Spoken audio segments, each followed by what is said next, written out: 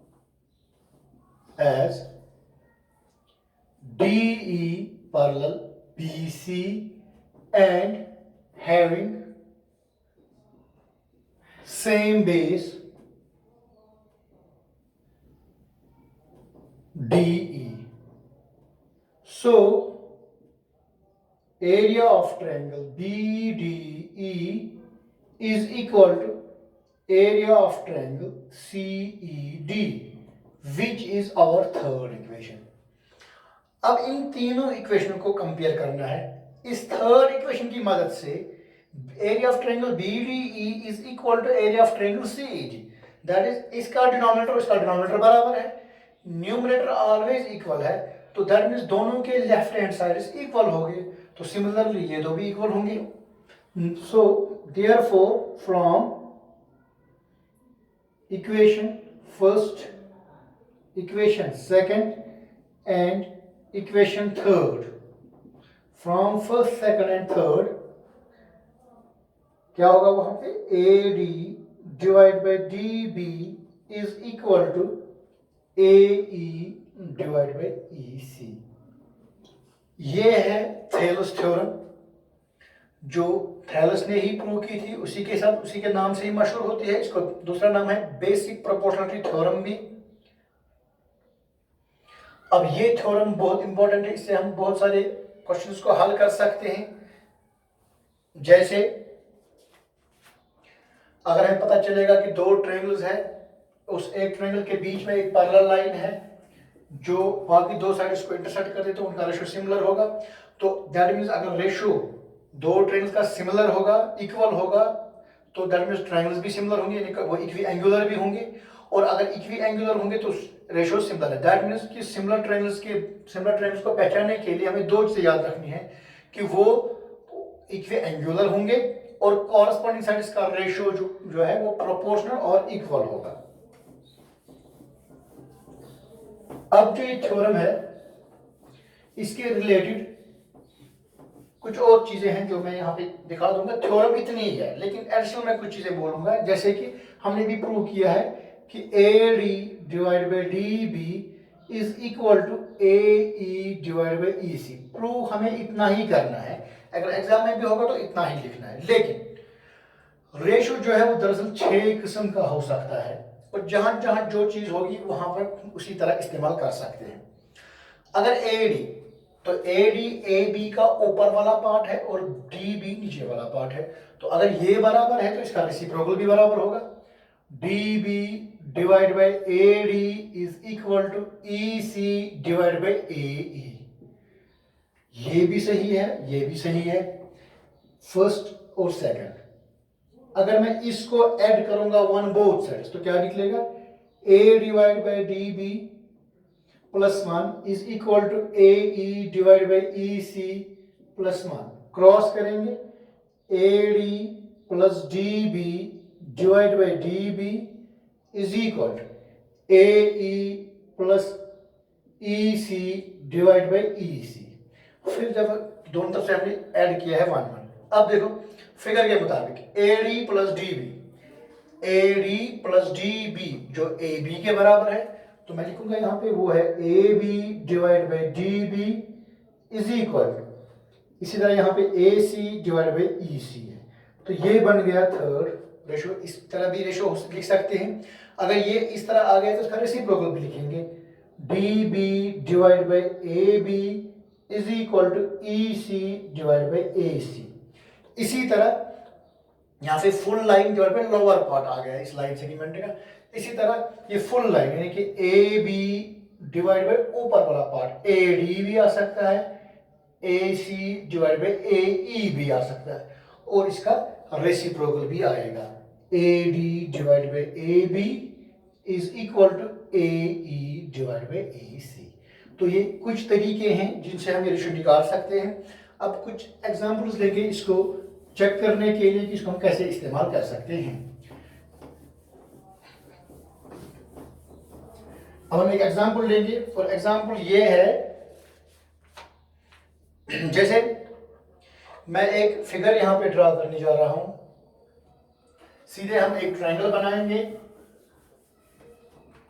एक ट्राइंगल मैंने लिया है यहाँ पे ए बी सी, इसके बीच में मैंने एक लाइन सेगमेंट ड्रा की है, नाम देंगे डीई। अगर मैं आपको कह रहा हूं एडी की लेंथ 1.5 सेंटीमीटर है और ये है 3 सेंटीमीटर, एई जो है इसकी लेंथ जो है 1 सेंटीमीटर है और ईसी जो है वो हमें पता नहीं है।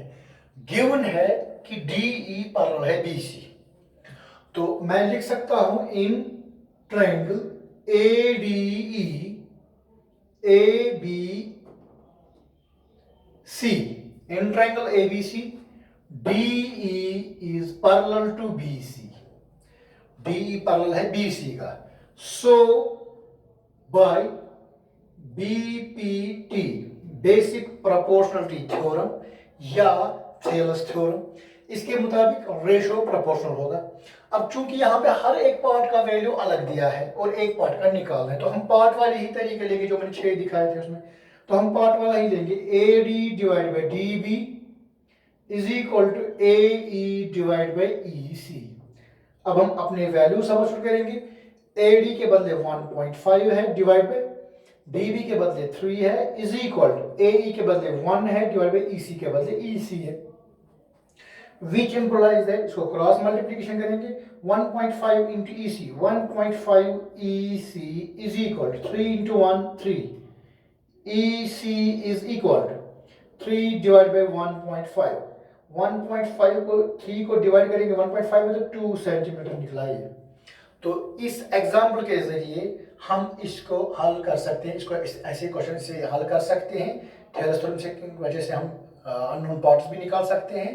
और ये थेलस थ्योरम, अब दूसरा जो पॉइंट है वो है converse of Thales theorem. Thales theorem की कन्वर्स जो है वो भी एक इंपॉर्टेंट थ्योरम है कि चलो ये तो पता था कि हमने डीई जो इंटरसेक्टिंग साइड, जो दो साइड उसको इंटरसेक्ट करता है और थर्ड साइड का पैरेलल है, उससे इंटरसेक्टिंग साइड्स का जो रेशो है वो इक्वल होता है।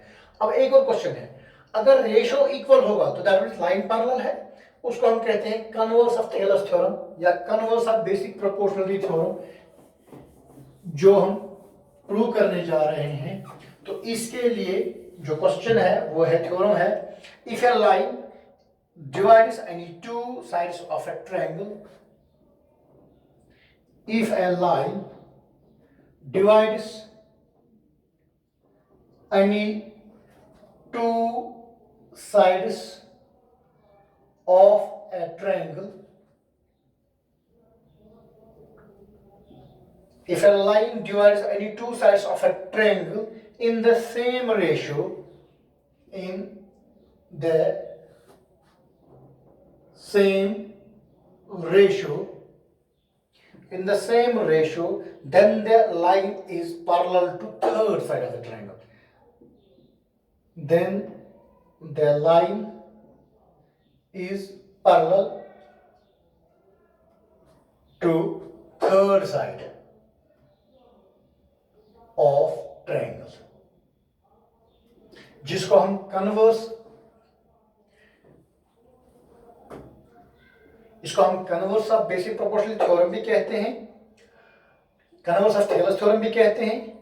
तो ये क्वेश्चन ऐसा है कि अगर मेरे पास एक ट्रायंगल है ए बी सी और डी ई, इसमें एक लाइन सेगमेंट लाइन है जो डिवाइड करती है ए बी को और ए सी को इक्वल रेशियोज में, यानी कि A D divide by D B is equal to A E divide by E C. हमें प्रूव करना है कि डी ई बी सी की पैरेलल है। तो इसको प्रूव करने के लिए पहले गिवन जो है, गिवन यही है, the line segment B in triangle A B C, given है इन ट्रायंगल ए बी सी, जो हमारे पास गिवन है वो क्या है, वो है in triangle A B C in which the line D E intersects A B and A C, intersect the line, intersects the sides AB and AC in the same ratio, that is AD divided by DB is equal to AE divided by EC। और prove करना है, तो prove जो है, prove करना है कि DE parallel BC। तो इसके लिए हम कंस्ट्रक्शन करेंगे हम सपोज करेंगे कि कंस्ट्रक्शन को नहीं हम मानेंगे, हमें प्रूव करना है कि डी ई पैरेलल है बी सी। लेट हम सपोज करेंगे कि डी एफ जो है वो है पैरेलल बी सी के। तो इसको प्रूव करने के लिए हम प्रूफ लिखेंगे, suppose D F parallel B C, suppose D F parallel B सी।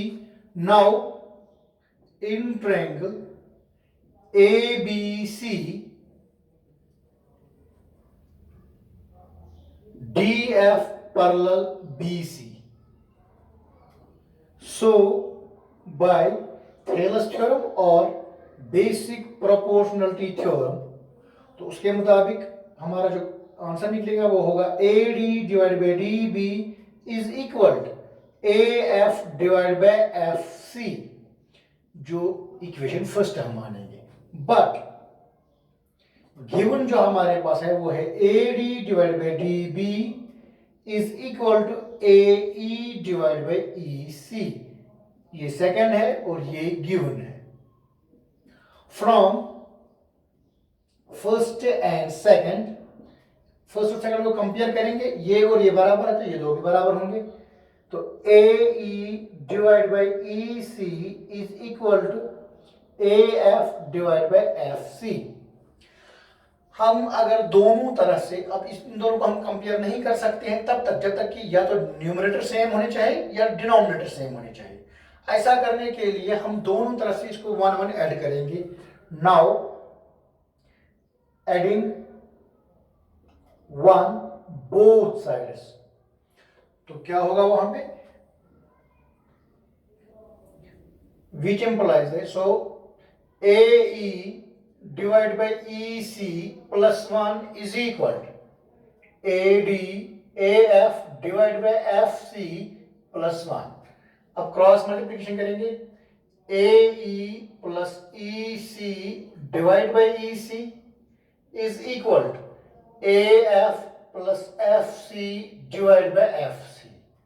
अब जो हमारे पास फिगर है, इस फिगर में AE plus EC, AE plus EC जो है वो बनता है AC साइड, तो लिखेंगे AC divide by EC is equal to AF plus FC जो है वो भी AC ही है डिवाइड बाई FC। अब जब इसको कंपेयर करेंगे, AC के बदले यहाँ पे AC है तो बराबर, तो EC के बदले EC होना चाहिए, मगर EC के बदले FC है। तो ये तब पॉसिबल है, तब मुमकिन है जब E और F एक ही पॉइंट होगा।